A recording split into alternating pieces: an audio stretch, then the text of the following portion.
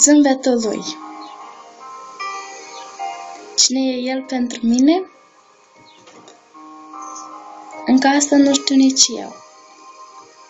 Știu doar că zâmbetul lui poate să mă aline. Și în orice stare aș fi, zâmbesc și eu. Zâmbetul lui e ca un soare. Și fără el e frig și trist. El este a mea dulce sărbătoare.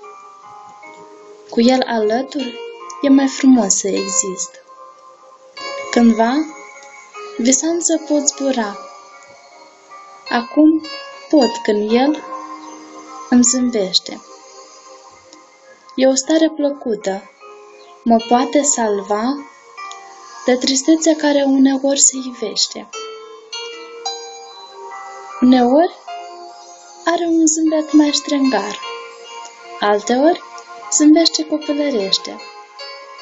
Câteodată zâmbetul e presărat de amar, însă oricum ar fi, e minunat când zâmbește. O inimă caldă, un suflet frumos, doar asta văd când el zâmbește.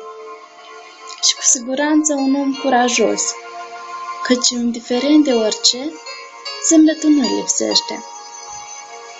E cel mai frumos când viața nu poate să alunge copilul din inima ta. Așa că zâmbind să treci peste toate și dragostea lumii te va întâmpina. Doi ochi minunați și un zâmbet dulce. Am nevoie să-i văd zi de zi. Un curcubeu după ploaie îi vor aduce și inima mea o va încălzi. E atât de ușor să te îndrăgostești de un zâmbet, de un suflet, de o inimă caldă. Doar frumosul, fără să vrei, îl iubești. Se revarsă în inimă ca o cascadă. Și dacă o să mă îndrăgostesc, tu să nu te superi, e doar vina ta. Dar până atunci, eu o să zâmbesc. Și te rog din suflet, nu te schimba.